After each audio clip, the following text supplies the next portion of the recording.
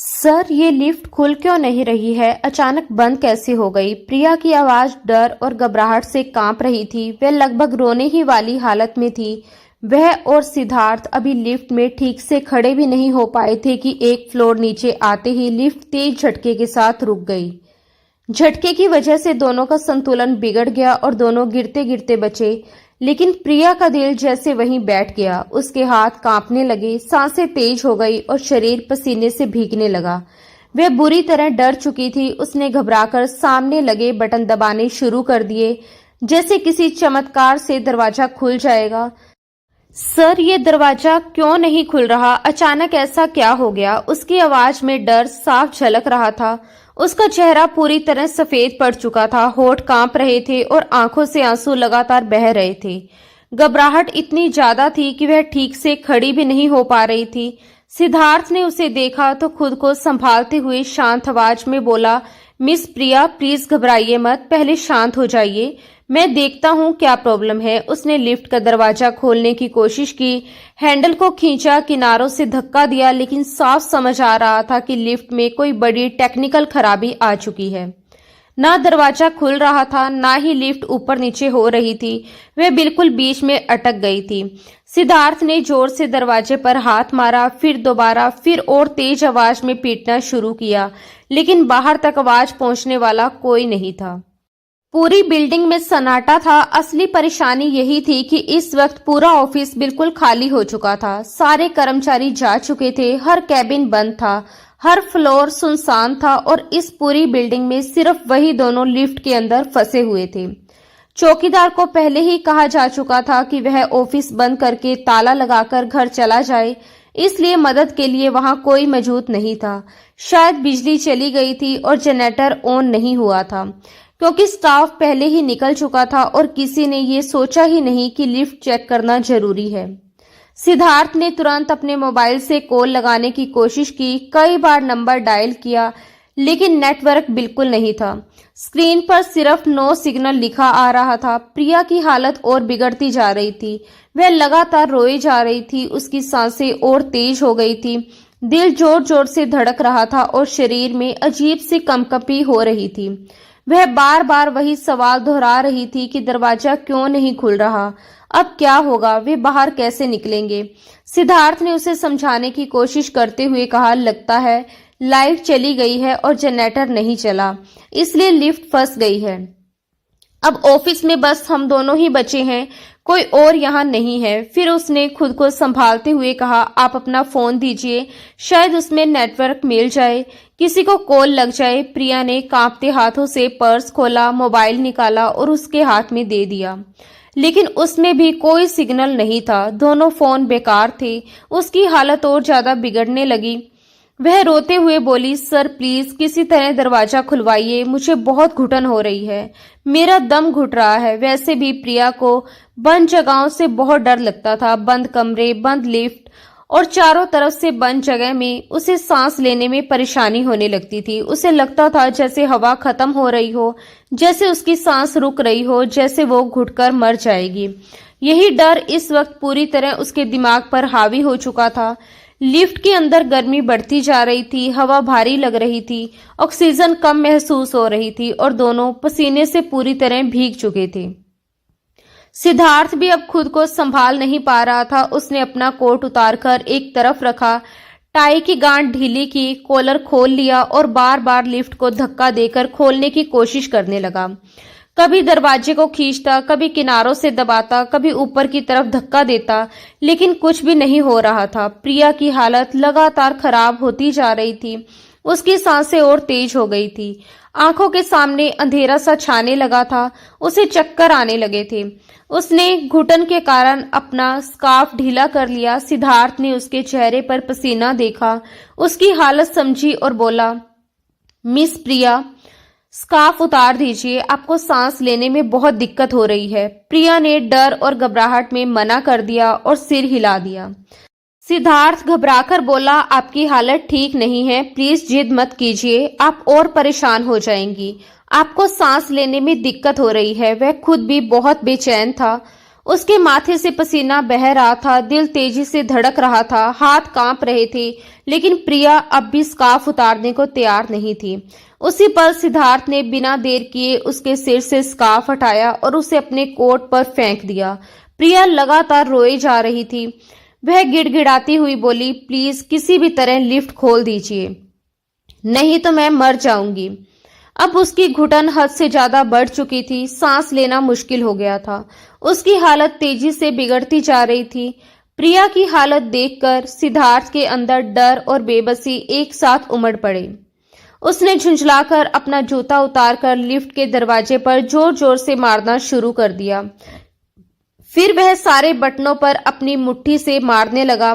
उसे उम्मीद थी कि शायद किसी तरह लिफ्ट फिर से चालू हो जाए या दरवाजा खुल जाए। उसका पूरा शरीर पसीने से भीग चुका था, सांसें तेज चल रही थी और बेचैनी साफ झलक रही थी। उसने अपनी शर्ट के 2 बटन खोल दिए, लेकिन इस छोटी सी बंद लिफ्ट में ना तो कोई पंखा चल रहा था और ना ही एसी, जिससे थोड़ी भी राहत मिल पाती। बंद लिफ्ट में ऐसा लग रहा था जैसे दोनों की जान निकल रही हो। वह बार बार फोन लगाने की कोशिश कर रहा था, फिर अचानक जोर से चिल्लाने लगा, कोई है, हमारी मदद कीजिए, हम लिफ्ट में फंस गए हैं, कोई है जो मेरी आवाज सुन सके। वह पूरी ताकत से चिल्ला रहा था कि शायद कोई उसकी आवाज सुनकर मदद के लिए पहुंच जाए, लेकिन चारों तरफ सन्नाटा था, कोई आवाज नहीं, कोई हलचल नहीं, बिल्कुल खामोशी। तभी वह पीछे मुड़ा तो देखा कि प्रिया के हाथ में पकड़ी फाइल नीचे गिर चुकी थी और वह लिफ्ट के फर्श पर बैठती चली गई थी। वह तेज तेज सांसें लेने की कोशिश कर रही थी, जैसे सच में उसे सांस लेने में बहुत ही ज्यादा तकलीफ हो रही हो। उसकी हालत देखकर सिद्धार्थ के हाथ पांव फूल गए। वह घबराकर बोला, प्रिया प्रिया तुम्हें क्या हो गया? लेकिन प्रिया के होठ कांप रहे थे, उसका पूरा शरीर कांप रहा था और उसकी हालत अजीब होती जा रही थी। एक तरफ लिफ्ट बंद होने की परेशानी थी और दूसरी तरफ प्रिया की बिगड़ती हालत। दोनों ने सिद्धार्थ को पूरी तरह तोड़ दिया था। उसका पसीना लगातार बह रहा था, सांसें भारी हो रही थी और दिमाग काम करना बंद करने लगा था। पास में पानी की एक बोतल तक नहीं थी कि वह उसे पानी पिलाकर थोड़ा आराम दे पाता। वह खुद को बेहद बेबस और हताश महसूस कर रहा था। तभी प्रिया की आंखें धीरे धीरे बंद होने लगी। उसकी सांसें अजीब सी हो गई थी, जैसे उसकी सांस अब टूट रही हो। सिद्धार्थ पूरी तरह घबरा गया। वह उसके गाल थपथपाने लगा, प्रिया होश में आओ, प्लीज आंखें खोलो। उसने अपनी शर्ट के और बटन खोल दिए थे, क्योंकि पसीने से भीगने की वजह से उसकी अपनी हालत भी खराब हो रही थी और ऊपर से प्रिया की हालत उसे अंदर से तोड़ रही थी। अब प्रिया की आंखें पूरी तरह बंद हो चुकी थी। वह बहुत मुश्किल से सांस ले रही थी। सिद्धार्थ घबराकर खड़ा हुआ और लिफ्ट को जोर जोर से पीटने लगा, कोई है, कोई हमारी मदद करे, प्लीज लिफ्ट खोलिए, इस लड़की का दम घुट रहा है, ये मर जाएगी, प्लीज कोई दरवाजा खोलो। वह कभी अपने जूते से लिफ्ट का दरवाजा तोड़ने की कोशिश करता और कभी हाथों से पीटता, कभी पूरे शरीर से धक्का देता, लेकिन लोहे का वह दरवाजा इतनी आसानी से टूटने वाला नहीं था। अगर लकड़ी का दरवाजा होता या कांच का होता तो शायद वह उसे तोड़ भी देता, लेकिन लोहे के उस बंद डिब्बे जैसे कमरे को खोलना उसके लिए नामुमकिन लग रहा था। अब तो ऐसा महसूस होने लगा जैसे प्रिया की सांसें सच में रुक चुकी हों। ओ गॉड, मैं क्या करूं? सिद्धार्थ का दिमाग बिल्कुल सुन्न हो चुका था। सोचने समझने की ताकत खत्म हो चुकी थी। वह पूरी तरह टूट चुका था। पहले तो सिद्धार्थ ने अपनी पसीने से भीगी शर्ट उतारकर एक तरफ फेंक दी। उसकी अपनी हालत भी बिगड़ रही थी। सामने बेहोश पड़ी प्रिया को देखकर उसके होश उड़ चुके थे कि कहीं कुछ बहुत गलत ना हो जाए। घबराहट में वह तुरंत घुटनों के बल बैठ गया। प्रिया को दोनों बाजुओं से पकड़कर जोर जोर से हिलाने लगा और उसके चेहरे को थपथपाने लगा, प्रिया प्रिया आंखें खोलो, प्लीज होश में आओ। वह बार बार उसे झंझोड़ रहा था। कुछ ही पल में उसे महसूस हुआ कि प्रिया बहुत ही धीमी और कमजोर सांसें ले रही है, जैसे उसकी सांसें किसी भी वक्त रुक सकती हों। उस पल सिद्धार्थ को समझ आ गया कि अब उसके पास सिर्फ एक ही आखिरी रास्ता बचा है। मजबूरी और डर के उस हाल में उसने अपने होठ प्रिया के होठों पर रखे और मुंह से सांस देकर उसे बचाने की कोशिश करने लगा। वह खुद भी नहीं समझ पाया कि इस कोशिश में कब उसने प्रिया के दोनों हाथों की उंगलियों को अपनी उंगलियों में कसकर पकड़ लिया था। उसके दिमाग में कोई गलत सोच नहीं थी, कोई गलत भावना नहीं थी। वह सिर्फ और सिर्फ उसकी जान बचाना चाहता था। प्रिया का स्कार्फ वह पहले ही हटा चुका था ताकि उसे सांस लेने में आसानी हो सके। जिस कदर वह उसके करीब था, उसे खुद भी इसका एहसास नहीं था। उस वक्त उसके लिए सबसे जरूरी बात सिर्फ यही थी कि किसी भी तरह वह इस लड़की की जान बचा ले। वह लगातार उसे अपनी सांसें दे रहा था। तभी अचानक एक तेज आवाज के साथ लिफ्ट का दरवाजा खुल गया। बाहर पहले से खड़े चौकीदार और कुछ नौजवान जब उन्हें इस हालत में देखते हैं तो पूरी तरह हैरान रह जाते हैं। दरवाजा खुलते ही सिद्धार्थ तुरंत पीछे हट गया। अब ताजी हवा अंदर आ चुकी थी, जिससे प्रिया की सांसें थोड़ी बेहतर होने लगी। तभी वहां खड़ा एक लड़का जो प्रिया का मंगेतर था, गुस्से से भरा हुआ सिद्धार्थ के पास आया और चिल्लाकर बोला, तुम्हारी हिम्मत कैसे हुई मेरी मंगेतर के साथ ये सब करने की? मैं तुम्हें जिंदा नहीं छोड़ूंगा। इससे पहले कि सिद्धार्थ कुछ समझा पाता, सच्चाई बता पाता या अपनी सफाई देता, उस लड़के ने उसके मुंह पर एक जोरदार मुक्का जड़ दिया। चौकीदार और बाकी लोग उसे पकड़कर पीछे खींचने लगे। प्रिया अब भी बेहोश पड़ी थी। वह लड़का गुस्से में आग बबूला होकर चिल्लाने लगा, अगर मैं सही वक्त पर आकर शोर ना मचाता, इस कंपनी का दरवाजा ना खुलवाता और ये लिफ्ट ना खुलवाता, तो ये कमीना मेरी मंगेतर के साथ पता नहीं क्या क्या कर चुका होता। इसने इसे बर्बाद करने में कोई कसर नहीं छोड़ी। सिद्धार्थ ने खुद को संभालते हुए कांपती आवाज में सफाई दी, ऐसा कुछ भी नहीं है, बिल्कुल कुछ भी नहीं। लिफ्ट अचानक बंद हो गई थी, ये बेहोश हो गई थी। मैं तो सिर्फ इसे सांसें देने की कोशिश कर रहा था ताकि इसकी जान बच सके। उसकी आंखों में डर, बेचैनी और बेबसी साफ दिख रही थी, लेकिन वह लड़का गुस्से में उसकी बात काटते हुए चीख पड़ा, अपनी बकवास बंद करो। तुम अपनी हवस पूरी कर रहे थे। कौन अपनी शर्ट उतारकर इस तरह सांसें देने की कोशिश करता है? मुझे बेवकूफ मत समझो, मैं तुम्हें जिंदा नहीं छोड़ूंगा और अभी के अभी पुलिस के हवाले कर दूंगा। उसके चेहरे पर गुस्सा, नफरत और शक साफ झलक रहा था। इसी बीच कुछ लड़कों ने प्रिया के चेहरे पर पानी के छींटे मारे ताकि उसे होश आ सके। थोड़ी देर बाद जब प्रिया की आंखें खुली तो सामने अपने मंगेतर रवि को देखकर उसके होश उड़ गए। वह घबराकर जल्दी से उठकर बैठ गई। अब वह ताजी हवा में थी, जिससे उसकी सांसें धीरे धीरे नॉर्मल होने लगी। दिल की धड़कन कुछ कम हुई और घबराहट थोड़ी शांत होने लगी। लेकिन कुछ देर पहले लिफ्ट के अंदर उसके साथ क्या क्या हुआ था, उसे कुछ भी याद नहीं था। उसे सिर्फ इतना याद था कि घुटन हो रही थी और फिर अंधेरा छा गया था। अपने मंगेतर को इस तरह गुस्से में देखकर वह हैरान भी थी और परेशान भी। उसने पास खड़े एक लड़के से कमजोर आवाज में कहा, प्लीज मुझे पानी दे दीजिए, मुझे ठीक से सांस नहीं आ रही। उस लड़के ने अपने हाथ में पकड़ी पानी की बोतल उसे दे दी। प्रिया ने कांपते हाथों से बोतल पकड़ी और धीरे धीरे पानी पीने लगी। पानी पीते ही उसे थोड़ा सुकून मिला, लेकिन उसका सिर भारी था और शरीर में कमजोरी थी। दूसरी तरफ रवि का गुस्सा लगातार बढ़ता जा रहा था। वह सिद्धार्थ को लगातार बुरा भला कह रहा था, उसे धक्का दे रहा था, गालियां दे रहा था और गुस्से में उसे लिफ्ट से बाहर तक धकेल चुका था। सिद्धार्थ कुछ कह भी नहीं पा रहा था, वह सिर्फ हैरानी और दर्द के साथ सब सह रहा था। जब प्रिया ने थोड़ा होश संभाला और खुद में इतनी ताकत महसूस की कि खड़ी हो सके, तो वह धीरे धीरे उठी और रवि के पास आकर हैरानी से बोली, तुम ये क्या कर रहे हो? सर को क्यों मार रहे हो? वह लिफ्ट के अंदर हुए पूरे ड्रामे से बिल्कुल अनजान थी। उसे कुछ भी समझ नहीं आ रहा था कि आखिर हुआ क्या है। रवि गुस्से में आग बबूला होकर बोला, ये कमीना तुम्हारी इज्जत के साथ खेल रहा था। उसकी आवाज में गुस्सा था। प्रिया ने पलटकर उसे देखा और हैरानी से बोली, रवि तुम ये क्या कह रहे हो? तुम्हें होश है? सर तो मुझे बचाने की कोशिश कर रहे थे, पता नहीं लिफ्ट कैसे बंद हो गई थी, मेरा दम घुटने लगा था। वह अपनी बात पूरी भी नहीं कर पाई थी कि रवि ने बीच में टोकते हुए चिल्लाया, अच्छा तो ये सब तुम दोनों की मिली भगत है?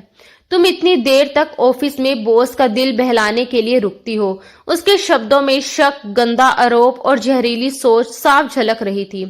ये सुनते ही प्रिया का गुस्सा फूट पड़ा। उसकी आंखों में आंसू आ गए और आवाज कांपने लगी। वह गुस्से में बोली, तुम ये कैसी बकवास कर रहे हो? तुम्हारा दिमाग ठीक है या नहीं? ये सब एक इत्तेफाक था। उसे अब भी ठीक से समझ नहीं आ रहा था कि वहां असल में हुआ क्या है, कौन सही है कौन गलत। लेकिन रवि के शब्दों ने उसे अंदर तक तोड़ दिया था। तभी उसकी नजर सिद्धार्थ पर पड़ी, जो बिना शर्ट के खड़ा था। ये देखकर प्रिया को बहुत हैरानी हुई, क्योंकि जब वह बेहोश हुई थी तब सिद्धार्थ शर्ट पहने हुए था, बस उसके ऊपर के बटन खुले थे। प्रिया के मन में कई सवाल उठने लगे। उसने सोचा कि लिफ्ट के अंदर इतनी घुटन थी कि शायद सिद्धार्थ का भी दम घुट रहा होगा, इसलिए उसने शर्ट उतारी होगी। लेकिन वह अब भी पूरी सच्चाई से अनजान थी। रवि ने ताना मारते हुए कहा, अच्छा हुआ जो आज मैं तुम्हें ऑफिस लेने आ गया। कम से कम तुम्हारी असलियत तो मेरे सामने आ गई। प्रिया हैरानी से उसका चेहरा देखने लगी और बोली, तुम ये क्या कह रहे हो? कैसी असलियत? रवि ने जहरीले लहजे में कहा, ज्यादा भोली बनने की कोशिश नहीं है। जो कुछ तुम दोनों लिफ्ट के अंदर कर रहे थे वो मैंने अपनी आंखों से देखा है। मैं तुम्हारी सच्चाई पूरे खानदान के सामने खोल दूंगा, तुम्हें बदनाम कर दूंगा, ताकि फिर मुझसे तो क्या कोई और भी तुमसे शादी करने की हिम्मत ना करे। प्रिया गुस्से और दुख से कांप उठी और बोली, रवि तुम मुझ पर झूठे इल्जाम क्यों लगा रहे हो? मैंने कुछ भी गलत नहीं किया। तुमने आखिर मुझे क्या करते देखा है? रवि ने और जहर उगलते हुए कहा, ज्यादा शरीफ बनने की जरूरत नहीं है। मुझे तो लगता है तुम्हारे बॉस तुम्हें पहले ही इस्तेमाल कर चुका है और रवि इस्तेमाल की हुई चीजों को दोबारा नहीं अपनाता। ये सुनते ही प्रिया का खून खोल उठा। वह गुस्से में बोली, तुम मुझ पर इतना बड़ा इल्जाम कैसे लगा सकते हो? कोई मुझे साफ साफ बताए कि हुआ क्या है। लेकिन वहां खड़े सब लोग चुप थे। रवि ने तंज कसते हुए कहा, खुद को आईने में देखो, तुम्हारी फैली हुई लिपस्टिक और बिगड़ा हुआ मेकअप ही सब कुछ बता रहा है कि तुम्हारे बॉस ने मौके का पूरा फायदा उठाया है। ये सुनते ही प्रिया के चेहरे की रंगत उड़ गई। वह नीचे ग्राउंड फ्लोर में लगे बड़े से शीशे के पास गई। फैला हुआ काजल, बिखरी हुई लिपस्टिक और उसकी हालत जैसे उसके खिलाफ गवाही दे रही थी। ये उसके लिए एक डरावना और चौंकाने वाला सच था। उसने जब सिद्धार्थ की तरफ देखा तो वह लगातार ना में सर हिला रहा था, जैसे बिना शब्दों के ही सच्चाई बताने की कोशिश कर रहा हो। सिद्धार्थ को बिना शर्ट के देखकर प्रिया और ज्यादा घबरा गई। डर और सदमे की हालत में वह तेजी से भागते हुए उस बिल्डिंग से बाहर निकली।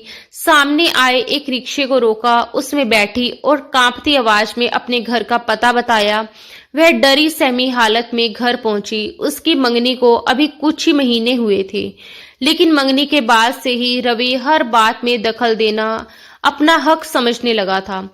नौकरी करना प्रिया की मजबूरी थी। वह पिछले 6 महीनों से काम कर रही थी। आज तक उसकी सिद्धार्थ से कभी ज्यादा बातचीत भी नहीं हुई थी। सिद्धार्थ हमेशा शांत स्वभाव का आदमी था। स्टाफ से तमीज से बात करता था, अपने काम से काम रखता था और किसी से ज्यादा घुलने मिलने की कोशिश नहीं करता था। उसी सुबह सिद्धार्थ ने प्रिया से कहा था कि सारी फाइलें दोबारा अच्छे से जांच ले और मीटिंग के लिए जरूरी फाइलें पूरी तरह तैयार कर दें। ये कहते हुए कि चाहे कितना भी समय लगे, लेकिन कल की मीटिंग में कोई भी कमी नहीं होनी चाहिए। बेचारी प्रिया सुबह से उसे काम में लगी हुई थी। उसने दोपहर का खाना तक नहीं खाया था। जब सारा काम खत्म हुआ तो घड़ी में 6:30 बज चुके थे। ऑफिस पूरी तरह खाली हो चुका था, सारा स्टाफ जा चुका था। उसने राहत की सांस ली। तभी चौकीदार आया और बोला कि सिद्धार्थ सर आपको अपने ऑफिस में बुला रहे हैं। प्रिया फाइलें उठाकर सिद्धार्थ के ऑफिस में चली गई। सामने सिद्धार्थ अपनी घूमने वाली कुर्सी पर बैठा फोन पर बात कर रहा था। हाँ बस अभी निकलने ही वाला हूँ। प्रिया को देखते ही उसने फोन बंद किया और सीधा बैठते हुए पूछा, मीटिंग की फाइलें तैयार हो गई? प्रिया ने कहा, जी सब तैयार है। उसने फाइलें टेबल पर रख दी। सिद्धार्थ ने एक नजर फाइलों पर डाली और कहा, हाँ आपने काफी अच्छे से सब कुछ तैयार किया है। फिर उसने अपनी कुर्सी से कोट उठाकर बांह पर डाला और बोला, काफी देर हो गई है, मैं तो बस आपके काम खत्म होने का इंतजार कर रहा था ताकि मैं भी निकल सकूं। प्रिया को सिद्धार्थ की ये आदत हमेशा अच्छी लगती थी। वह बहुत ही शरीफ इंसान था। जब तक ऑफिस में एक भी एम्प्लॉय रहता, वह ऑफिस छोड़कर नहीं जाता था। वह कहता था, आप लोग मेरी जिम्मेदारी हैं। उसने चौकीदार से भी कहा कि आप भी अब जा सकते हैं।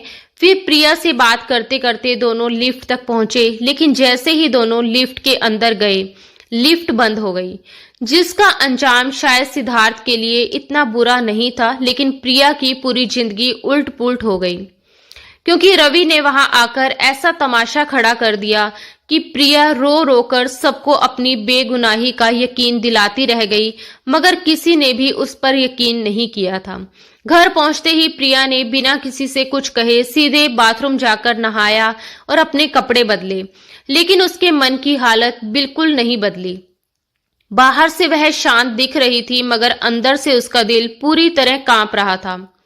उसके दिमाग में बार बार वही सवाल घूम रहा था कि क्या सच में सिद्धार्थ उसके साथ ऐसा कुछ कर सकता है, या उसकी बेहोशी की हालत में उसके साथ कोई गलत हरकत हो सकती है।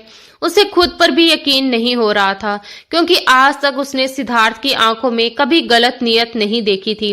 एक औरत हर नजर को पहचान लेती है, हर इशारे को समझ जाती है। वह इतनी भोली नहीं थी कि सच और झूठ में फर्क ना कर सके। फिर भी उसके साथ जो हुआ, उसने उसकी सोच, भरोसे और आत्मविश्वास सबको हिलाकर रख दिया था। उसे बार बार यही लग रहा था कि शायद कुछ ऐसा हुआ है जो वह खुद भी समझ नहीं पा रही है। तभी अचानक रवि गुस्से से भरा उसके घर आया। उसके चेहरे पर नफरत, गुस्सा और घमंड साफ दिखाई दे रहा था। उसने आते ही जहर उगलते हुए कहा कि वह किसी बदनाम और दागी लड़की से शादी नहीं करेगा, जो ना जाने कितनी बार अपने बॉस के साथ मुंह काला कर चुकी है। उसने कहा कि आज लिफ्ट अचानक खुल गई तो उसने अपनी आंखों से सब कुछ देखा। उसे देखकर प्रिया बेहोश होने का नाटक कर रही थी। उसने ये भी कहा कि सिद्धार्थ उसके साथ कैसी गंदी हरकत कर रहा था, वह बयां तक नहीं कर सकता। रवि की बातें तीर की तरह प्रिया के दिल में चुभ रही थी।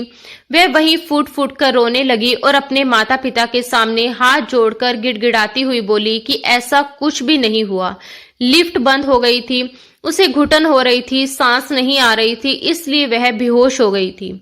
उसने रोते हुए कहा कि उसे खुद नहीं पता कि बेहोशी की हालत में उसके साथ किसने क्या किया।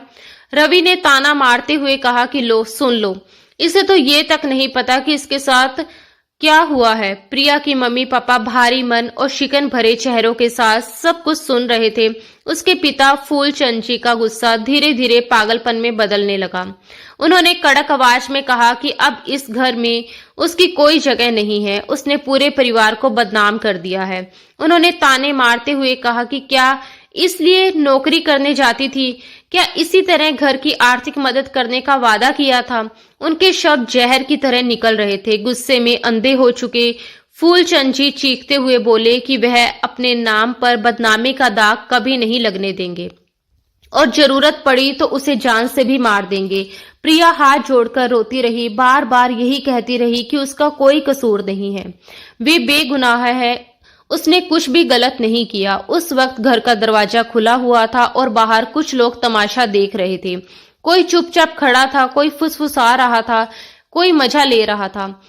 तभी गुस्से से पागल फूलचंद जी आगे बढ़े और प्रिया का गला दबा दिया, इतनी जोर से कि प्रिया की आंखों के सामने अंधेरा छाने लगा।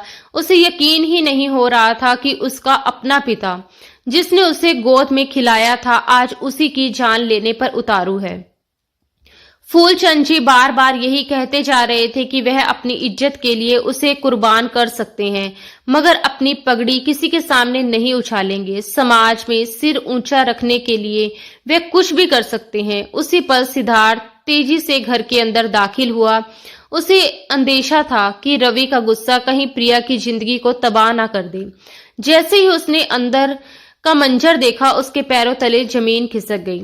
उसने बिना सोचे समझे झपटा मारकर फूलचंद जी के हाथों से प्रिया का गला छुड़ाया और गुस्से में बोला कि ये आप क्या कर रहे हैं, आपकी बेटी ने कुछ भी गलत नहीं किया। सिद्धार्थ को सामने देखकर फूलचंद जी का गुस्सा और भड़क उठा।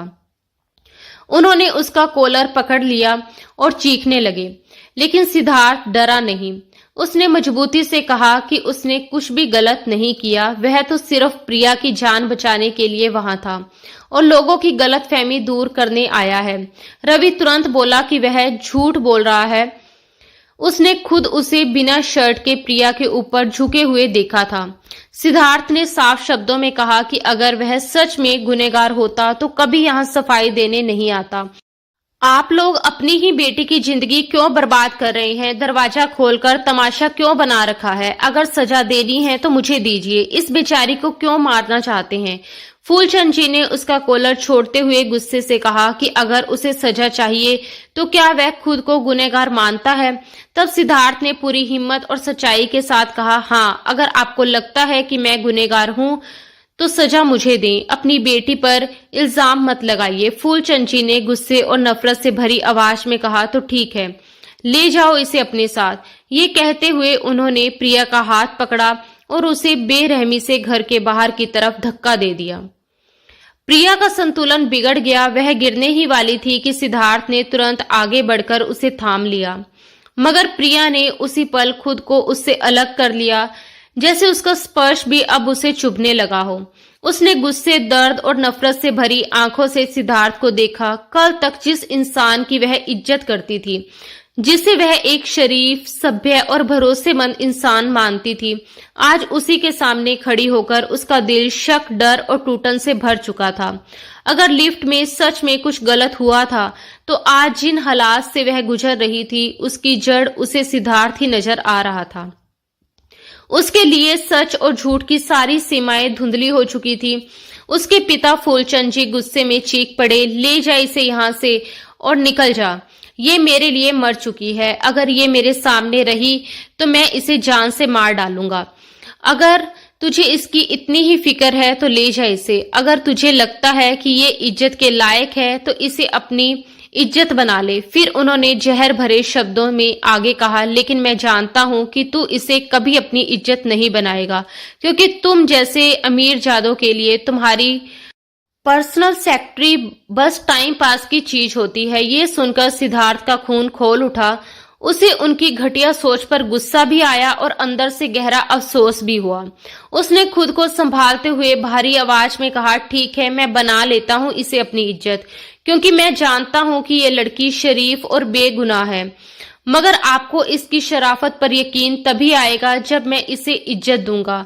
तो मैं इज्जत देता हूं, लेकिन मैं इसे यहाँ से तभी लेकर जाऊंगा जब ये मेरी बीवी बनेगी। बुलाइए पंडित जी को और आप मेरी शादी प्रिया से करवा दीजिए। सिद्धार्थ के मुंह से ये शब्द सुनकर वहां मौजूद हर इंसान सन्न रह गया, लेकिन सबसे ज्यादा हैरानी प्रिया को हुई थी। वह अचानक चीख पड़ी, नहीं, मुझे नहीं करनी इसके साथ शादी। पापा, आप मेरा गला घोट दीजिए, मुझे जान से मार डालिए, लेकिन मुझे इनसे शादी नहीं करनी। मैं नहीं करूंगी ये शादी। वह रोते हुए हाथ जोड़कर गिड़गिड़ाने लगी। कसम से कहती हूँ, मैंने कोई ऐसा काम नहीं किया जिससे आपकी बेइज्जती हो। आप मुझे घर के किसी एक कोने में रहने की जगह दे दीजिए, मैं पूरी जिंदगी वहीं गुजार दूंगी, लेकिन इस बदनामी के साथ इस घर से नहीं जाऊंगी। उसकी आवाज कांप रही थी, दिल फटा जा रहा था। उसने टूटे हुए स्वर में कहा, अगर इस आदमी ने मेरी बेहोशी का गलत फायदा उठाया है तो मैं इसे कभी माफ नहीं करूंगी, और शादी तो बहुत दूर की बात है। लेकिन फूलचंद जी पत्थर दिल बन चुके थे। उन्होंने सख्त लहजे में फैसला सुना दिया, मैं तुम्हें जान से मार डालूंगा, लेकिन यहाँ नहीं रुकने दूंगा। इस घर में अब तुम्हारी कोई जगह नहीं है। फिर उन्होंने रवि की तरफ देखकर कहा, जाओ रवि, पंडित जी को लेकर आओ। इस लड़की को मैं अभी इसी वक्त विदा करूंगा। जिसने इसके साथ गुनाह किया है ये मेरे घर पर नहीं रहेगी। प्रिया हाथ जोड़कर रोती रही। उसकी आंखों से आंसू रुकने का नाम नहीं ले रहे थे। थोड़ी ही देर में रवि एक पंडित जी को लेकर आ गया। प्रिया शिकायत भरी टूटी हुई नजरों से अपने पिता को देख रही थी, लेकिन उसके चेहरे पर कोई नरमी नहीं थी, कोई ममता नहीं थी। वह सब कुछ जानते हुए भी बेजान मूर्ति की तरह खड़ा था। तभी सिद्धार्थ आगे बढ़ा और चुपचाप प्रिया का हाथ थाम लिया। फूलचंद जी ने अपनी बेटी की तरफ एक बार भी पलटकर नहीं देखा। प्रिया की माँ एक कोने में खड़ी सिसक रही थी। उसकी छोटी बहन भी सहमी हुई वहीं खड़ी थी। वह सब कुछ देख रही थी मगर कुछ कह नहीं पा रही थी।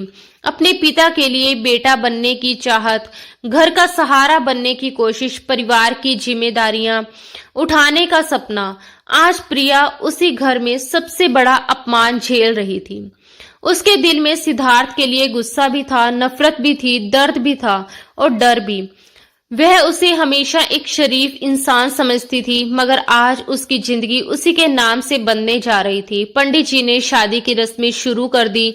मंत्रों की आवाज गूंजने लगी। लोग तमाशबीन बने खड़े थे और प्रिया ने दिल पर पत्थर रखकर, आंसुओं को अंदर दबाकर, टूटी हुई आत्मा के साथ वो शादी कर ली। एक ऐसी शादी जो प्यार से नहीं, मजबूरी, बदनामी, डर और अपमान से बंधी हुई थी। शादी होते ही फूलचंद जी ने बिना पीछे मुड़े अपने कमरे में चले गए और कठोर आवाज में बस इतना कहा, ले जाओ इसे अपने साथ। किसी ने प्रिया के सर पर प्यार से हाथ नहीं रखा, किसी ने आशीर्वाद नहीं दिया, किसी की आंखों में उसके लिए ममता नहीं थी। वह टूटी हुई, सिसकती हुई सिद्धार्थ के साथ घर से बाहर निकली। बाहर सिद्धार्थ की गाड़ी खड़ी थी। उसने आगे का दरवाजा खोलकर बैठने का इशारा किया। प्रिया बिना कुछ कहे, बिना कुछ देखे चुपचाप उसमें बैठ गई। उसके दिल में एक ही सवाल गूंज रहा था, क्या यही उसका घर था? क्या यही उसका बाप था? क्या यही उसकी किस्मत थी? उसने कभी सपने में भी नहीं सोचा था कि वह इस तरह बेइज्जत होकर, रोती हुई, अपमान से भरी हालत में अपने मायके से निकलेगी और उसका अपना पिता उसके साथ ऐसा सलूक करेगा। वह लगातार सिसक रही थी। रोते रोते उसकी आंखें सूज चुकी थी, गला भर आया था, सांसें टूट टूट कर निकल रही थी। जब सिद्धार्थ की गाड़ी उसके बंगले के सामने पहुंची, उसने हॉर्न बजाया तो चौकीदार ने दरवाजा खोला। सिद्धार्थ ने गाड़ी पोर्च में खड़ी की, खुद नीचे उतरा और प्रिया के दरवाजे की तरफ जाकर दरवाजा खोला। उसने मदद के लिए हाथ बढ़ाया लेकिन प्रिया ने झटके से उसका हाथ झटक दिया और खुद ही गाड़ी से उतर गई। उसके इस बर्ताव ने सिद्धार्थ को उलझन में डाल दिया। उसके मन में एक अजीब सा ख्याल घूम रहा था। उसने तो इस लड़की को इज्जत दी थी, उसकी जान बचाई थी। उसके पिता उसे मार डालने पर उतारू थे लेकिन उसने उससे शादी करके उसे बचा लिया था। फिर भी ये लड़की उससे ऐसे पेश आ रही थी जैसे वह उसका सबसे बड़ा गुनहगार हो। सिद्धार्थ प्रिया को लेकर घर के अंदर आया। वह जानता था कि अब एक और तमाशा बाकी है जो उसे इस लड़की की वजह से अपने ही घर में झेलना पड़ेगा। इस लड़की की जान बचाना उसके लिए बहुत महंगा सौदा बन चुका था। ना वह उससे प्यार करता था, ना उसने कभी सोचा था कि उसे प्रिया से शादी करनी पड़ेगी, ना उसकी जिंदगी में इस तरह कोई जबरदस्ती का रिश्ता आएगा। जैसे ही वह घर के अंदर दाखिल हुआ, लाउंज में उसकी मां चंद्रकला जी बैठी थी। सिद्धार्थ के साथ एक रोती हुई लड़की को देखकर वह हैरान रह गई। लड़की का चेहरा आंसुओं से भीगा हुआ था। वह दुपट्टे से बार बार अपनी आंखें पोंछ रही थी। उसका चेहरा डर, दर्द और बेबसी से भरा हुआ था। सिद्धार्थ ने अंदर आते ही प्रिया का हाथ थाम लिया। ये दृश्य देखकर चंद्रकला जी के होश उड़ गए। उनका बेटा ऐसा नहीं था कि किसी गैर लड़की का यूं हाथ पकड़कर घर के अंदर लाए। वह जितना अपने काम के लिए गंभीर था उतना ही लड़कियों के मामले में दूर रहने वाला था। चंद्रकला जी को पूरा यकीन था कि उसका बेटा किसी लड़की के साथ रिश्ते में नहीं है। वह सिद्धार्थ के पास आई। उनके चेहरे पर सवाल, डर और हैरानी साफ झलक रही थी। सिद्धार्थ अपनी मां को देखकर खुद को हिम्मत दे रहा था। अंदर से खुद भी टूटा हुआ था लेकिन चेहरे पर मजबूती लाने की कोशिश कर रहा था। चंद्रकला जी ने कांपती आवाज में पूछा, कौन है ये लड़की? सिद्धार्थ ने भारी स्वर में कहा, ये प्रिया है। चंद्रकला जी ने हैरानी से दोहराया, प्रिया? कौन है ये? सिद्धार्थ ने बिना नजरें झुकाए, बिना आवाज में कमजोरी लाए साफ शब्दों में कहा, माँ, मैं आपसे सच कह रहा हूँ, ये मेरी बीवी है। ये सुनते ही चंद्रकला जी जैसे जमीन पर जड़ हो गई। उनकी आंखें फैल गई, चेहरा सफेद पड़ गया। उन्होंने हक्के बक्के होकर कहा, सिद्धार्थ, तुम होश में तो हो? मैं पूछ रही हूँ, ये लड़की कौन है? सिद्धार्थ ने फिर उसी मजबूती से, उसी सच्चाई के साथ कहा, माँ, मैं आपसे सच कह रहा हूँ, ये मेरी बीवी है। कुछ ही देर बाद सिद्धार्थ के पापा भी सीढ़ियां उतरकर नीचे आ गए। जैसे ही उन्होंने सिद्धार्थ के साथ प्रिया को देखा, वह हैरान रह गए और बोले, अरे सिद्धार्थ, तुम प्रिया को यहाँ क्यों ले आए हो? वह जानते थे कि प्रिया ऑफिस में काम करने वाली एक साधारण सी लड़की है। सिद्धार्थ ने बिल्कुल शांत और सीधे लहजे में जवाब दिया, मैंने इससे शादी कर ली है। ये सुनते ही घनश्याम जी जैसे सुन्न हो गए। वह तेजी से सीढ़ियां उतरकर सीधे बेटे के सामने आ खड़े हुए। उधर चंद्रकला जी दिल पर हाथ रखकर सोफे पर बैठ गई। घनश्याम जी गुस्से से चिल्लाए, तेरा दिमाग खराब हो गया है क्या? तूने इस लड़की से शादी क्यों की? क्या जरूरत थी तुझे? सिद्धार्थ ने बिना झिझके कहा कि मुझे इससे प्यार हो गया था। ये सुनकर जितना झटका घनश्याम जी को लगा, उतनी ही हैरानी प्रिया को भी हुई। वह तुरंत सिद्धार्थ का चेहरा देखने लगी। उसे लगा था कि वह कहेगा कि मजबूरी में शादी की है या उसे बचाने के लिए ऐसा किया है, लेकिन जो उसने कहा वह प्रिया की सोच से बिल्कुल उल्टा था। घनश्याम जी और ज्यादा भड़क गए और बोले, तू बकवास कर रहा है, ये सब क्या कह रहा है? सिद्धार्थ ने दो टुक कहा, डैड ये मेरी वाइफ है, मैंने इससे प्यार किया और शादी कर ली। इतना कहते ही घनश्याम जी ने सिद्धार्थ के चेहरे पर जोरदार थप्पड़ मार दिया और चिल्लाए, तुझे हक किसने दिया कि तू किसी फालतू लड़की से शादी करके मेरे घर ले आए? तुझे पता है हमारे और इसके खानदान में कितना फर्क है? मैं इसे कभी अपनी बहू नहीं मानूंगा। सिद्धार्थ ने ठंडे मगर सख्त लहजे में कहा, लेकिन अब ये आपकी बहू बन चुकी है। इतना कहकर वह प्रिया का हाथ पकड़कर उसे अपने कमरे की तरफ ले जाने लगा। तभी घनश्याम जी ने झट से उसका हाथ पकड़ लिया और गरज कर बोले, निकल जाए यहाँ से और इस लड़की को भी साथ ले जा। आज के बाद ना इस घर में तेरी जगह है ना मेरे ऑफिस में। अगर वापस आना है तो पहले इस लड़की को छोड़कर आ। घनश्याम जी के इस भयानक रूप को देखकर प्रिया पूरी तरह सन्न रह गई। उसे समझ ही नहीं आ रहा था कि उसके साथ क्या खेल खेला जा रहा है। सिद्धार्थ की आंखों में गुस्सा भर आया और उसने कहा, नुकसान आपका है डैड, आपकी कंपनी को मैंने ही टॉप पर पहुंचाया है। घनश्याम जी और भड़क गए और बोले, तू मुझे चैलेंज कर रहा है, एहसान जता रहा है, निकल यहाँ से। जब सड़क पर ठोकरें खाएगा ना तब बाप की याद आएगी। मैं देखता हूं तुझे कौन नौकरी देता है। आज तक जो वैल्यू मिली है मेरी वजह से मिली है। अगर इज्जत चाहिए तो इस लड़की को वहीं छोड़ आ जहां से उठाया है। सिद्धार्थ ने साफ कहा, नहीं, मैं अपनी बीवी को दर दर की ठोकरें खाने के लिए नहीं छोड़ सकता। आपकी मर्जी है, रखना है तो रखिए, नहीं रखना तो मैं जा रहा हूं। इतना कहकर उसने प्रिया का हाथ पकड़ा और गुस्से में घर से बाहर निकल गया। प्रिया उसके साथ चुपचाप चल रही थी। डरते हुए उसने पूछा, आप मुझे कहाँ ले जा रहे हैं? उसे समझ नहीं आ रहा था कि कुछ ही घंटों में उसकी पूरी जिंदगी कैसे उलट पुलट हो गई। सिद्धार्थ ने झुंझलाकर कहा, जहन्नुम में, चलना है तो चल, नहीं चलना तब भी चलना पड़ेगा। उसने प्रिया को सख्ती से चुप रहने को कहा। बाहर निकलकर मेन रोड पर उसने एक टैक्सी रोकी और ड्राइवर से कहा कि होटल चलो। प्रिया का दिल जोर जोर से धड़कने लगा। उसके दिमाग में डरावना ख्याल आया कि शायद वह उसे अयाशी के लिए होटल ले जा रहा है। इस सोच ने प्रिया के होश उड़ा दिए थे। गाड़ी जब होटल के सामने आकर रुकी और सिद्धार्थ उसे कमरे तक लेकर गया तो प्रिया दरवाजे के बाहर ही ठिठक कर खड़ी हो गई। उसका पूरा शरीर डर और घबराहट से कांप रहा था।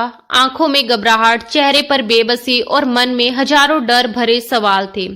उसने कांपती आवाज में कहा कि वह अंदर नहीं जाएगी।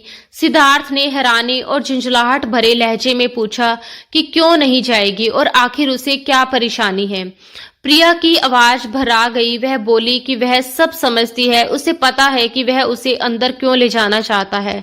सिद्धार्थ ने तंज भरे अंदाज में पूछा, अच्छा तो बताओ मैं क्यों अंदर ले जाना चाहता हूँ।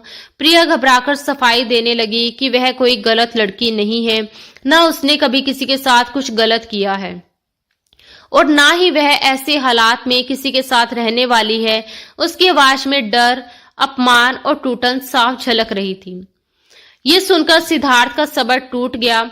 उसने कमरे का दरवाजा खोला, प्रिया का हाथ पकड़ा और लगभग जबरदस्ती से उसे अंदर धकेल दिया।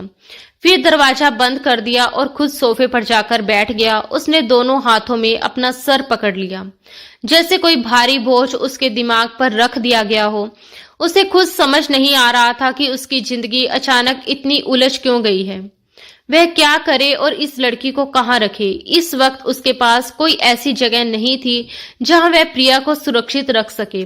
ना कोई अपना घर, ना कोई सहारा, ना कोई रास्ता। उधर प्रिया बेड के एक कोने में सिमट कर बैठ गई, जैसे किसी खतरे से खुद को बचा रही हो। उसकी आंखों से आंसू बह रहे थे, लेकिन आवाज नहीं निकल रही थी। कमरे में एक अजीब सी खामोशी फैल गई थी। सिद्धार्थ काफी देर तक वहीं बैठा रहा, सर पकड़े यही सोचता रहा कि आगे क्या करना है। उसकी जिंदगी अब किस मोड़ पर आ गई है, उसने किसे बचाया और खुद किस मुसीबत में फंस गया। कुछ देर बाद उसने अपने एक दोस्त को फोन किया, उसके खाली फ्लैट के बारे में बात करने लगा। उसने कहा कि उसे कुछ महीनों के लिए फ्लैट चाहिए। दोस्त ने ड्राइवर के हाथ चाबी भिजवाने को कहा। फोन काटने के बाद उसने गहरी सांस ली, जैसे थोड़ी राहत मिली हो। कम से कम रहने का इंतजाम तो हो गया था। उसने प्रिया की तरफ देखा तो उसे शक भरी नजरों से घूर रही थी, जैसे उसकी आंखों में सिर्फ नफरत, डर और शक भरा हो। जैसे ही दोनों की नजरें मिली, प्रिया घबराकर नजरें झुका गई, जैसे उसे अपनी ही सोच पर शर्म आ रही हो। सिद्धार्थ ने खुद को सामान्य दिखाते हुए पूछा, उसे कुछ खाना है या नहीं? वह मंगवा दे। प्रिया ने दर्द और तंज से भरी आवाज में कहा कि अगर जहर मंगवा सकता है तो मंगवा दे। ये सुनते ही सिद्धार्थ का गुस्सा और भड़क गया। उसने कड़वे लहजे में कहा कि अगर मरने का इतना ही शौक था तो बता देती, वह उसे उसके बाप के घर से शादी करके लेकर ही नहीं आता, वही मर जाने देता। प्रिया ने पलटकर कहा कि उसने उससे कोई एहसान नहीं मांगा था। अगर उसने उसे अपनाया है तो उस पर कोई एहसान नहीं किया। फिर रोते हुए बोली कि उसे नहीं पता कि उसकी बेहोशी में उसने उसके साथ क्या किया। ये सुनकर सिद्धार्थ अंदर ही अंदर टूट सा गया। उसे लगा कि उसने इस लड़की की जान बचाकर सिर्फ बदनामी खरीदी है।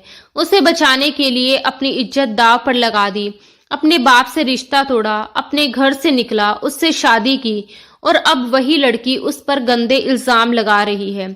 गुस्से, दर्द और तड़प में उसने तंज भरे जहरीले लहजे में कहा कि हाँ, वहां तो उसे देखकर पागल हो गया था। बंद लिफ्ट में उसके साथ रोमांस करने का भूत सवार हो गया था, इसलिए उसकी बेहोशी का फायदा उठा लिया।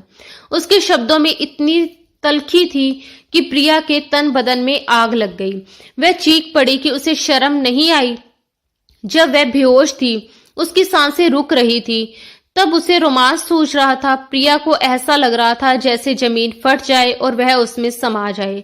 जिस आदमी को वह दिल से इज्जत देती थी, वही उसे आज सबसे घटिया लग रहा था। सिद्धार्थ चुप रहा, उसने कोई जवाब नहीं दिया। कुछ देर बाद उसके दोस्त का ड्राइवर फ्लैट की चाबी देने आ गया। सिद्धार्थ ने कहा कि चलो, ड्राइवर उन्हें फ्लैट तक छोड़ देगा। प्रिया ने साफ कह दिया कि वह उसके साथ कहीं नहीं जाएगी। सिद्धार्थ ने ड्राइवर से कहा कि वह नीचे गाड़ी में बैठकर इंतजार करे। फिर वह प्रिया के पास आया और सख्त आवाज में बोला, उसके पास नखरे उठाने का वक्त नहीं है। या तो वो खुद अपने पैरों से चलेगी या वह उसे गोद में उठाकर ले जाएगा। ये सुनते ही प्रिया झट से खड़ी हो गई, गुस्से में बोली कि उसे हाथ भी मत लगाना, और तेज कदमों से होटल के कमरे से बाहर निकल गई।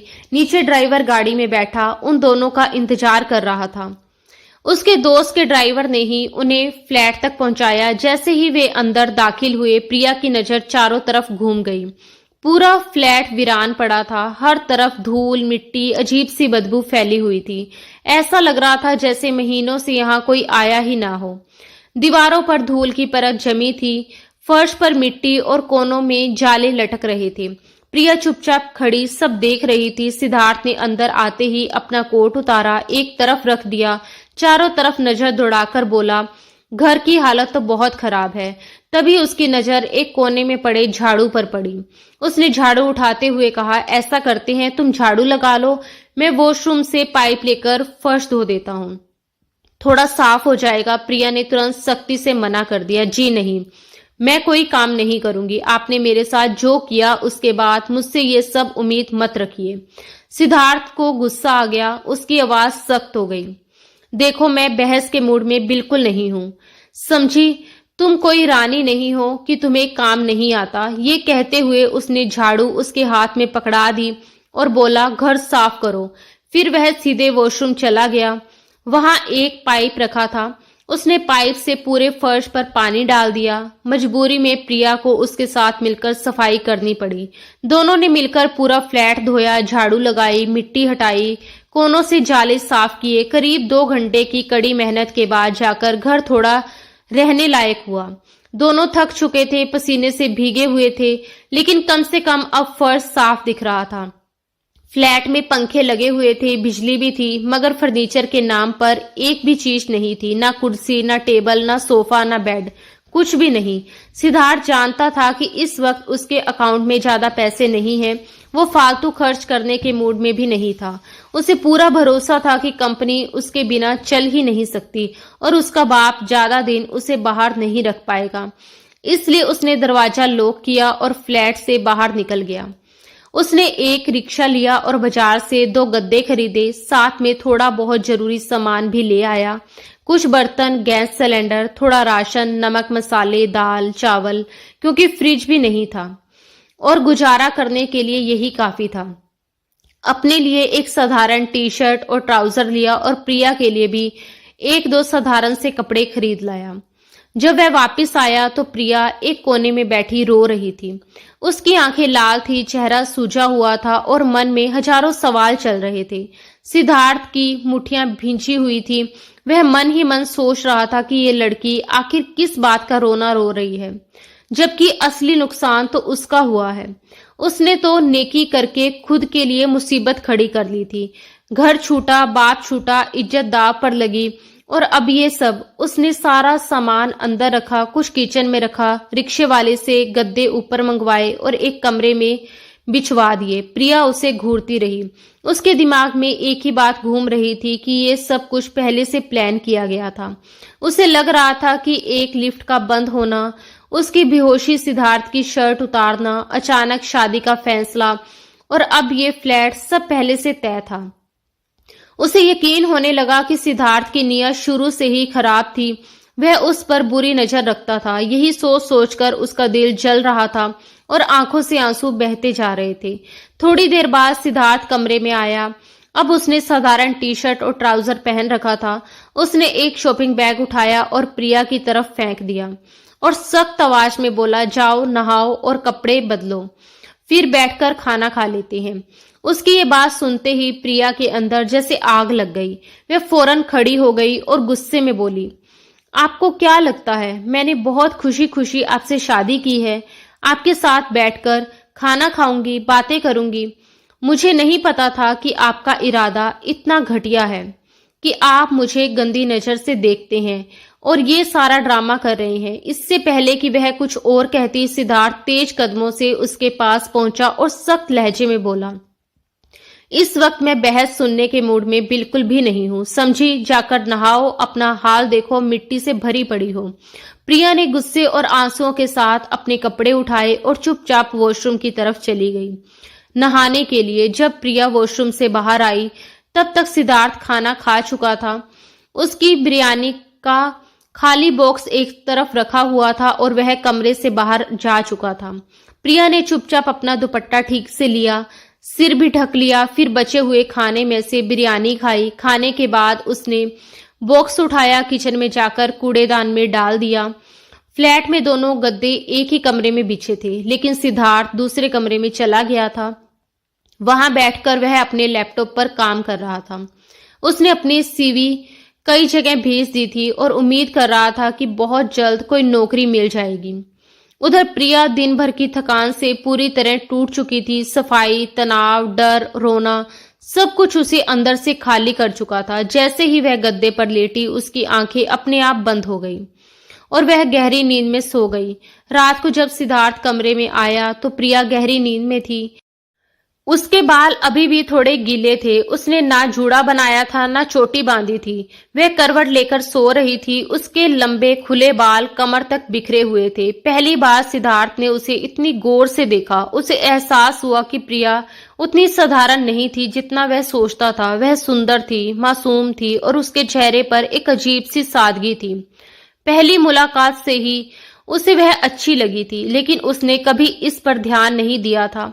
वह उन लड़कियों जैसी नहीं थी जो उसे देखकर मुस्कुराती थी, इशारे करती थी, अदाएं दिखाती थी। प्रिया ने कभी उसे इम्प्रेस करने की कोशिश नहीं की थी। वह हमेशा सीधी, शांत और अपने काम में काम रखने वाली लड़की रही थी। कभी बेवजह मुस्कुराना, आंखों से बातें करना या नजदीक आने की कोशिश, उसने कभी कुछ ऐसा नहीं किया था। आज भी वह गहरी नींद में सो रही थी, बिल्कुल बेखबर, मासूम सी। सिद्धार्थ धीरे धीरे उसके पास आया। पहली बार किसी लड़की को उसने इस तरह इतने करीब से, इतने ध्यान से देखा। शायद पति पत्नी का रिश्ता ही कुछ ऐसा होता है कि बिना चाहे भी एक अजीब सा जुड़ाव महसूस होने लगता है। प्रिया उसकी बीवी बन चुकी थी और ये एहसास कहीं ना कहीं उसके अंदर असर कर रहा था। वह उसके पास बैठ गया। अनजाने में उसका हाथ उसके चेहरे की तरफ बढ़ा और उसने उसके बिखरे हुए बाल धीरे से पीछे किए।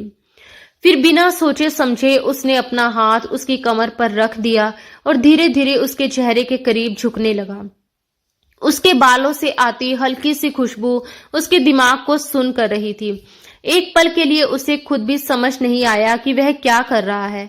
जैसे ही उसका चेहरा प्रिया के चेहरे के बहुत करीब पहुंचा, अचानक प्रिया की आंख खुल गई। अपनी सांसों के पास किसी की मौजूदगी महसूस होते ही वह हड़बड़ा गई। उसने झटके से आंखें खोली और सामने सिद्धार्थ को इतने करीब देखकर डर गई। उसने तुरंत अपने दोनों हाथ उसके सीने पर रखे और उसे दूर धकेल दिया। वह कांपती आवाज में बोली, ये क्या कर रहे हो आप? आपको शर्म नहीं आती? प्रिया को लगा था कि शायद उसके यूं अचानक जाग जाने से सिद्धार्थ घबरा जाएगा, पीछे हटेगा, सफाइयां देगा, लेकिन सिद्धार्थ का लहजा शांत था। वह थोड़ा पीछे हटा और बोला, क्या हुआ है? मैं तुम्हारा हस्बैंड हूं, तुम इतनी घबरा क्यों रही हो? प्रिया ने फौरन अपना दुपट्टा उठाया और सीने पर कसकर पकड़ लिया। उसकी आंखों में डर और गुस्सा दोनों थे।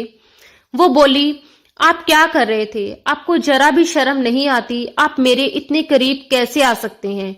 लिफ्ट में भी आपने मेरे साथ यही सब किया था ना? आपने मेरा फायदा उठाया था और अब फिर से वही करने वाले थे। प्रिया की आवाज कांप रही थी।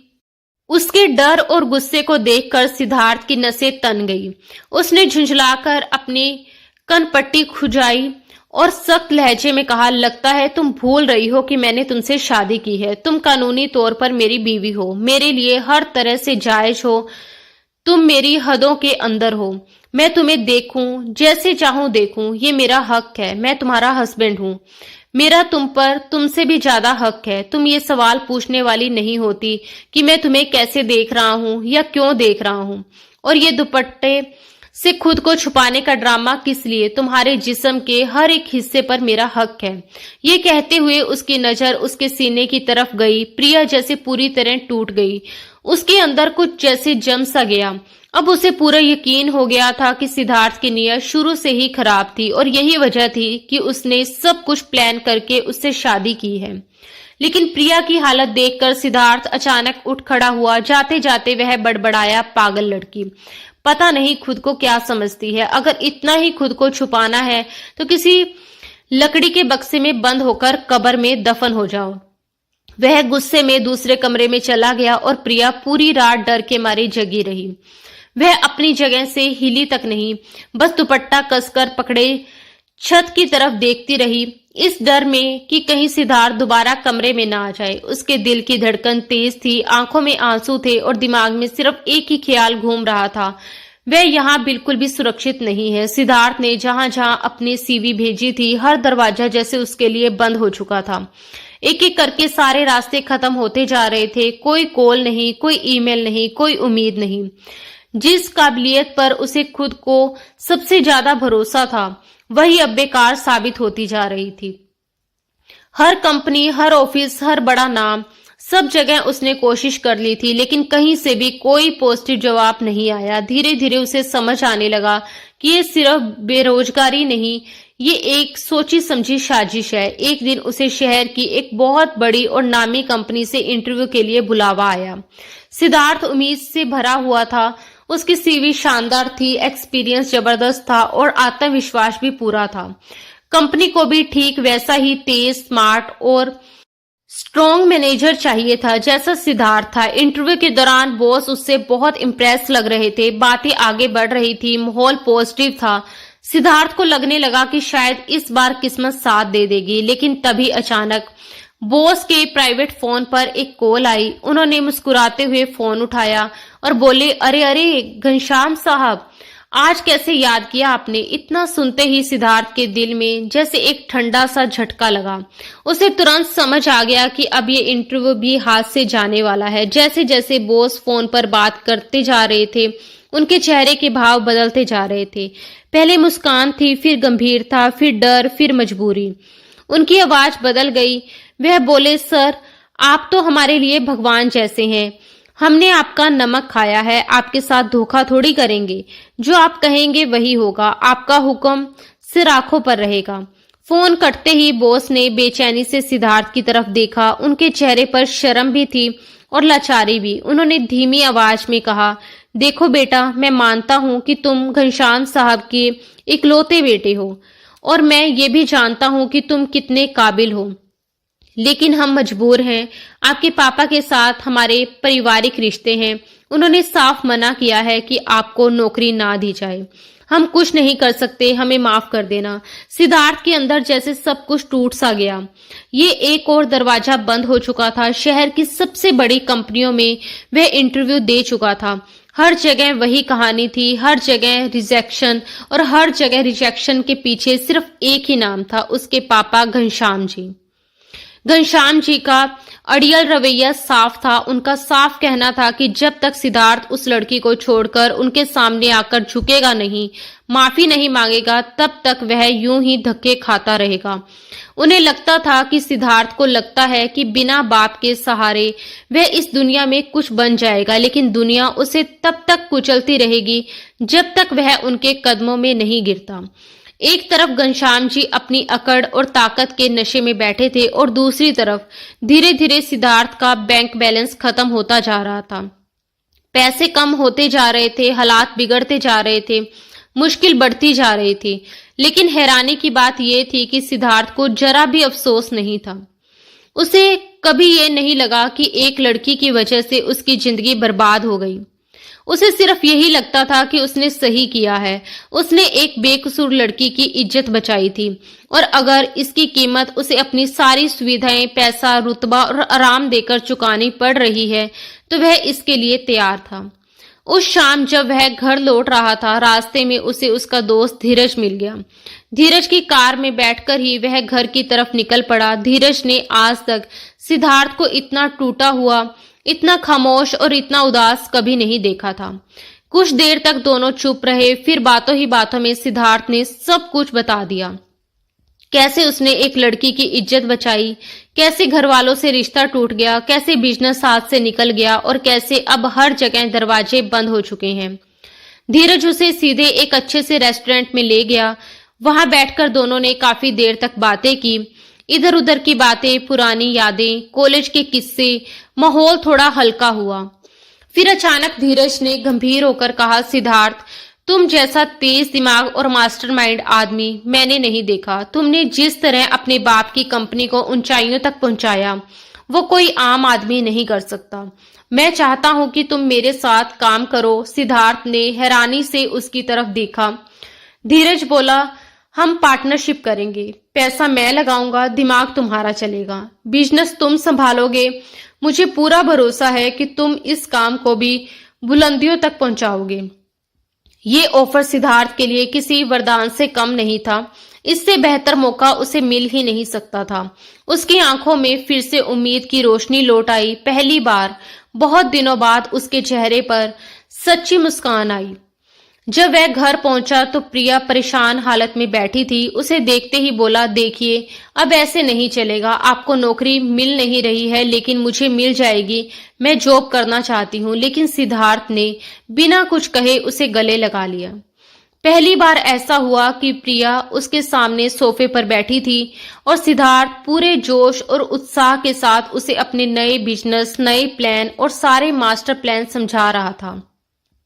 प्रिया बड़े ध्यान से उसकी बातें सुन रही थी। उसकी आंखों में भरोसा था, चेहरे पर सुकून था। प्रिया मुस्कुराई और बोली, मैं आपकी मदद करूंगी। धीरे धीरे घर और ऑफिस दोनों जगह वे साथ काम करने लगे। साथ उठना, साथ काम करना, साथ सपने देखना। उन्हें खुद पता नहीं चला कब उनके बीच दूरी कम होने लगी, कब रिश्ते में गर्माहट आने लगी। प्रिया के दिल में जो शक थे, जो डर थे, जो शिकायतें थी, सब धीरे धीरे खत्म होने लगी। उसे समझ आने लगा कि सिद्धार्थ गलत इंसान नहीं है। उसने सच में उसकी जान बचाई थी। वे बेवजह ही उसे दोष देती रही थी। एक शाम जब दोनों एक बड़े क्लाइंट के साथ मीटिंग करके निकले तो उन्होंने एक बहुत बड़ा प्रोजेक्ट हासिल कर लिया। उनके दिन सच में बदलने वाले थे। दोनों की खुशी का कोई ठिकाना नहीं था। लेकिन जैसे ही वे निकलकर सड़क पर आए, अचानक तेज बारिश शुरू हो गई। बादलों की गरज, बिजली की चमक और बारिश की तेज आवाज। माहौल डरावना हो गया। प्रिया घबरा गई। उसने सिद्धार्थ का हाथ कसकर पकड़ लिया और बोली, सिद्धार्थ प्लीज गाड़ी तेज चलाइए, मुझे डर लग रहा है, मुझे घर जाना है। उसकी आंखों से आंसू गिरने लगे। सिद्धार्थ ने कहा, बस भी करो प्रिया, छोटी छोटी बात पर डर जाती हो। कभी अंधेरे से डर, कभी लिफ्ट से, कभी गाड़ी से और अब बारिश से भी। प्रिया घबराकर बोली, जी। लेकिन सिद्धार्थ ने बात काट दी। तुम सिद्धार्थ की बीवी हो, तुम्हें ऐसे डरना शोभा नहीं देता। आज मैं तुम्हारे सारे डर खत्म करता हूँ। जिस जगह वे थे वह इलाका सुनसान था।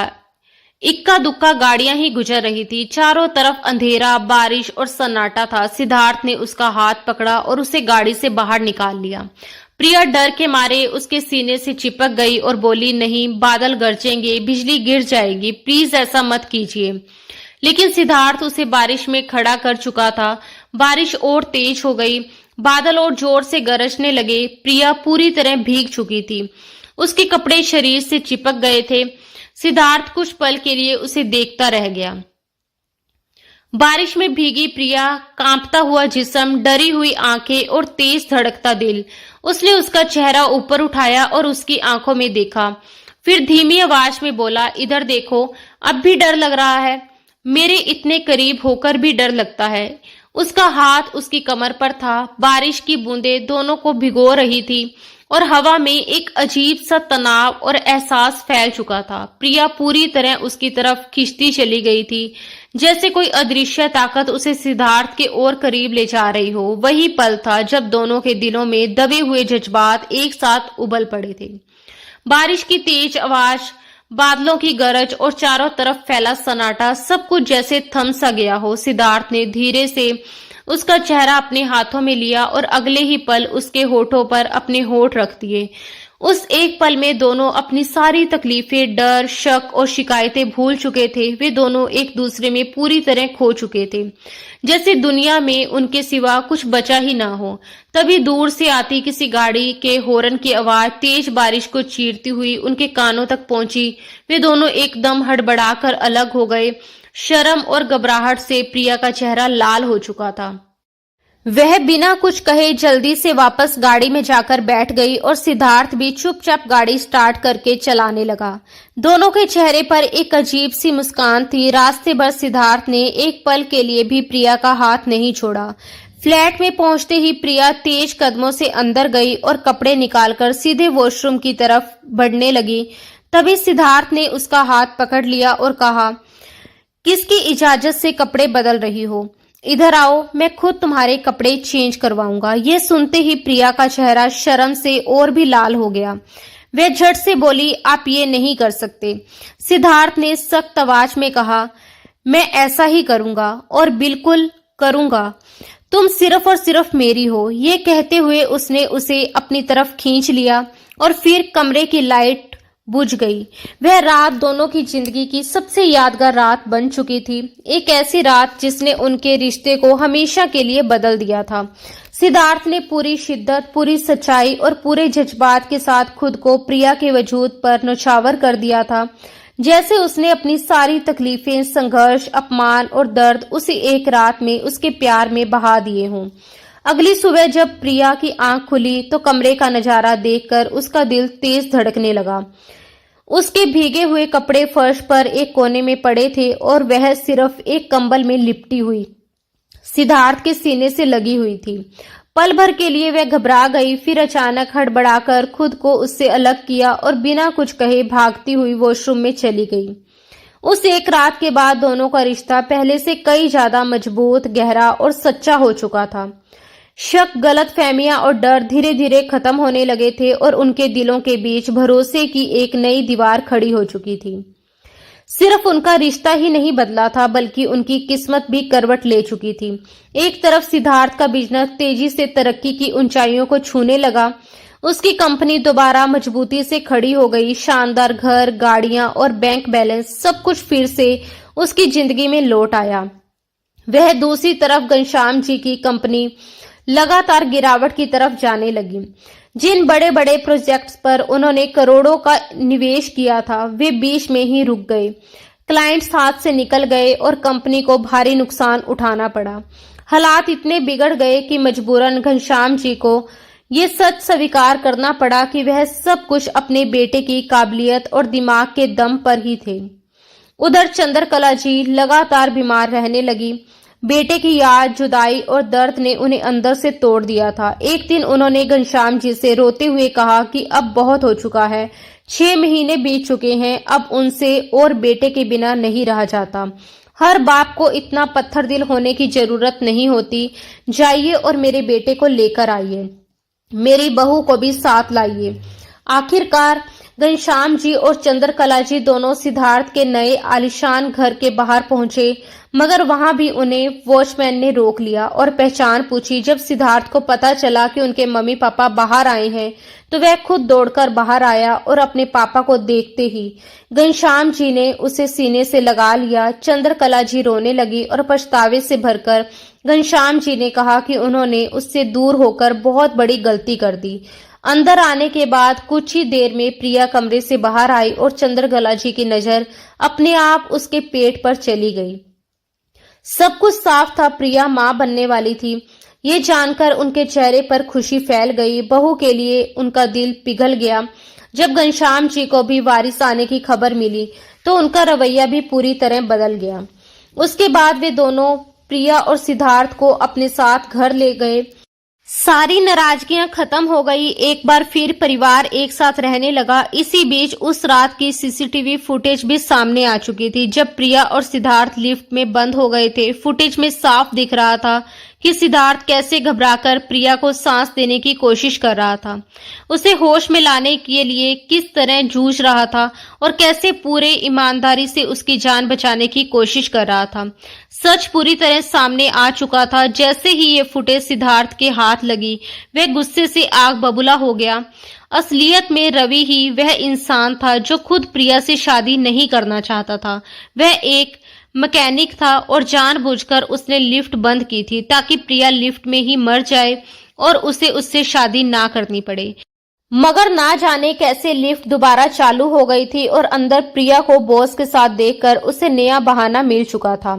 उसने प्रिया को बदनाम करने के लिए ऑफिस में लगे सीसीटीवी कैमरे की रिकॉर्डिंग का इस्तेमाल किया था और उसी झूठे खेल से उसने उसकी पूरी जिंदगी तहस नहस करने की कोशिश की थी। जब सिद्धार्थ ने सारी फुटेज फूलचंद जी को दिखाई, तो उनकी आंखों से आंसू थमने का नाम नहीं ले रहे थे। उन्हें अपनी गलती का एहसास हो चुका था और दिल गहरे पछतावे से भर गया था। उन्होंने बिना एक पल की देरी किए रवि को पुलिस के हवाले कर दिया, जिसने इतनी घटिया साजिश रची थी। एक मासूम लड़की की इज्जत को रौंदने की कोशिश की थी। फूलचंद जी अपनी ही बेटी के सामने हाथ जोड़कर खड़े हो गए। उनकी आवाज कांप रही थी और आंखों में सिर्फ पछतावा था। प्रिया ने आगे बढ़कर उनके हाथ पकड़ लिए और उन्हें गले लगा लिया। उस एक पल में जैसे सालों का दर्द, बोझ और टूटा हुआ रिश्ता सब कुछ पिघलकर बह गया। धीरे धीरे प्रिया के दिल का सारा बोझ उतर गया और उसकी जिंदगी में एक बार फिर खुशियां लौट आई। अब हर तरफ सुकून था, अपनापन था और रिश्तों में फिर से गर्माहट आ चुकी थी। सिद्धार्थ और प्रिया दोनों एक दूसरे के साथ बेहद खुश थे। उनका रिश्ता अब सिर्फ शादी का नहीं, बल्कि भरोसे, समझ और प्यार का बन चुका था। कुछ महीनों बाद प्रिया ने एक बेहद खूबसूरत से बेटे को जन्म दिया। उस नन्हे से बच्चे के आने के बाद तो खुशियां जैसे चारों तरफ फैल गई। घनश्याम जी की खुशी दुगनी हो गई। उन्होंने पूरे खानदान के लिए शानदार दावत रखी। रिश्तेदारों, अपनों और करीबियों के साथ खुशियां मनाई गई। पूरा घर रोशनी, रौनक और मुस्कुराहटों से भर गया था। इस पूरे फंक्शन की थकान के बाद रात को प्रिया अपने बेटे को गोद में लेकर प्यार से बहला रही थी। उसे सीने से लगाए बैठी थी। उसकी मासूम हरकतों को देखकर मुस्कुरा रही थी। तभी सिद्धार्थ कमरे में दाखिल हुआ। उसने मुस्कुराकर अपनी बीवी और बच्चे को भरपूर नजरों से देखा, जैसे उन दोनों में ही उसकी पूरी दुनिया बसती हो। धीरे से पास आकर उसने बेटे को प्रिया की गोद से उठाया, उसे सीने से लगाया और फिर प्रिया के गाल पर प्यार से एक किस कर दिया। मुस्कुराते हुए बोला, थैंक यू मेरी जान, मेरी जिंदगी को इतना खूबसूरत बनाने के लिए। प्रिया के गाल शर्म से लाल हो गए। उसकी आंखों में खुशी और प्यार दोनों झलक रहे थे। वह आज भी वैसी ही थी। जब भी सिद्धार्थ का स्पर्श महसूस करती तो यूं ही शर्माकर मुस्कुरा देती, जैसे उसे पहली बार छुआ जा रहा हो। यही इस रिश्ते की सबसे बड़ी खूबसूरती थी, सादगी, अपनापन, प्यार और वो एहसास जो वक्त के साथ और भी गहरा होता चला गया था। दोस्तों, अगर आपको कहानी पसंद आई हो तो वीडियो को लाइक करें, चैनल पर नए हैं तो सब्सक्राइब जरूर करें और नोटिफिकेशन बेल दबाना ना भूलें ताकि हर नई अपडेट सबसे पहले आपको मिले। धन्यवाद दोस्तों, राधे राधे।